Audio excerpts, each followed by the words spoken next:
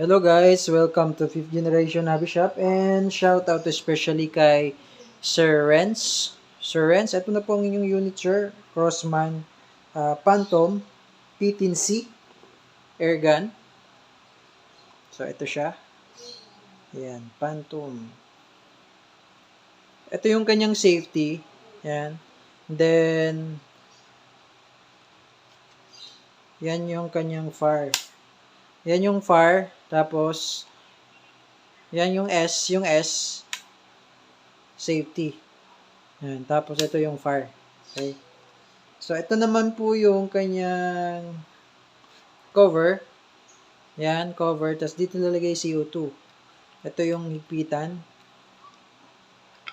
Tapos, ito yung magazine, mag-release. Yan, ito yung magazine niya. Yan. Steel BBs. Polymer body, polymer frame siya, sir. Ayan. Then, ito, wala to. Hindi to gumagana tong kanyang hammer. Dami lang yan. So, ayan. Yung inyong Phantom. Phantom. P10C. So, lagyan natin ng CO2. But before that, ito yung mga kasama niya, sir. Meron siyang kasamang safety glass. Eyeglass. Then, meron din siyang nakasamang 200 shots na naka-pouch na steel BBs na copperhead. And then, meron siyang kasamang 1,000 shots na precision steel BBs na Black Widow. And then, meron na rin siyang kasamang dalawang Crossman na CO2. And then, dinagdagan ko po, sir, no? Assurance. Okay, dinagdagan ko po ng 3 ESG na CO2. So, bali, ang free mo na, sir, is 5. Okay, 5 CO2 na. Pero yung isa dito, ikakabit ko sa unit. Okay? Tapos, yung extra mo, sir, na 10. Yung order mo na extra 10. Tapos, ito yung kanyang manual. Yan, manual. Tapos, ito, mayroon siyang free na targets. Okay? Paper targets.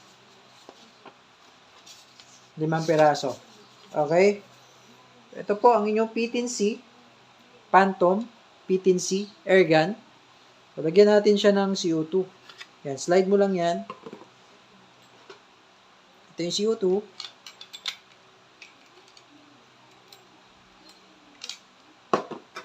Release muna natin yung magazine. Ito yung CO2. Luwagan mo lang yung panghigpit niya. Yan, once na nakapasok na siya, yan, pigilan nyo, sir, then, tsaka mo siya higpitan. Then, kailangan mabilis po yung paghigpit, sir, ha? So, kailangan, pag medyo mahigpit na, alalay nyo muna, tapos, kailangan, bilisan nyo po. Yan. Yan. Kasi po, pag hindi nyo binilisan yan, sir, nabubutas na kasi yan, yung ilalim nito, yung pinaka-tip.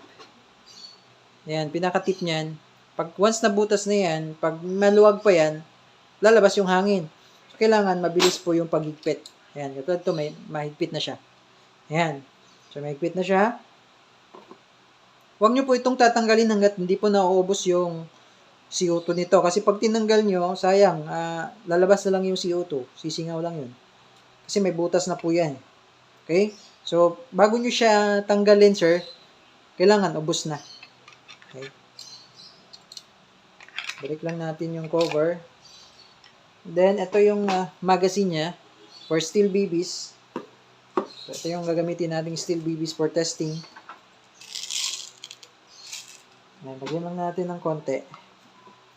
Dito po siya lalagay. Ayan, dito. Ayan. Diyan. Diyan po lalagay yung BBs.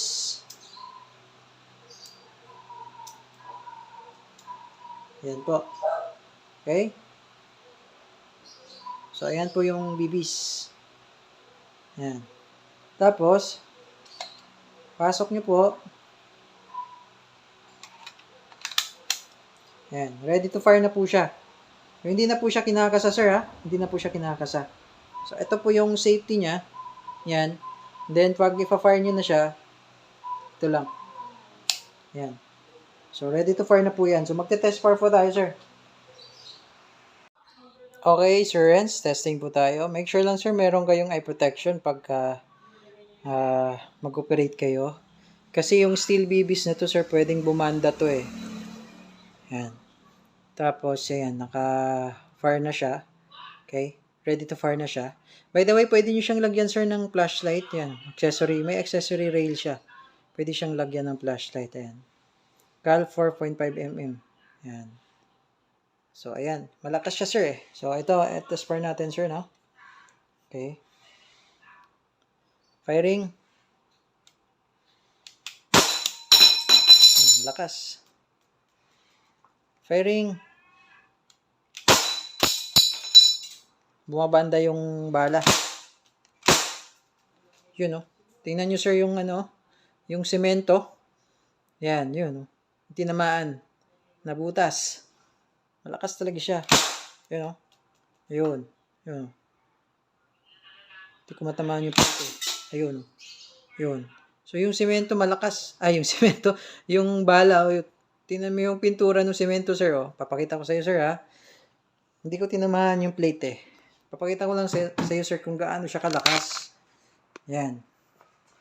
Tingnan mo yung semento. Diba? Butas-butas na. So, malakas talaga tong P10C. Kahit na polymer siya, malakas yung power. Hindi ko tinamaan yung plate kasi malikot eh. Pero make sure meron kayong eye protection kasi bumabanda sa akin yung yung bala. Firing. Yan. Bumabanda yung bala. Lakas. So, ayan, sir. Okay na po yung unit nyo. So, ito po, hindi po ito nag-i-slide lock katulad ng mga airsoft, sir. Kasi hindi po ito kinakasay. So, pagkalagay ng CO2, pagkalagay ng BBs, kung halimbawa, kailangan, pag naglagay kayo ng CO2, naglagay kayo ng BBs, i-save nyo muna. Yan, i-save nyo muna. And then, pagkalagay ng CO2, pagkalagay ng BBs, tsaka mo siya ipa-fire. Kasi, hindi mo na ito ikakasay. Okay, so, yun na po, Sir Renz. Napakalakas talaga ng unit mo. Ayan, P10C. Yan. Yun yung, yung semento. Oh, nasira na. Butas-butas na. Hindi kaya to ng airsoft. Yan, lakas, oh.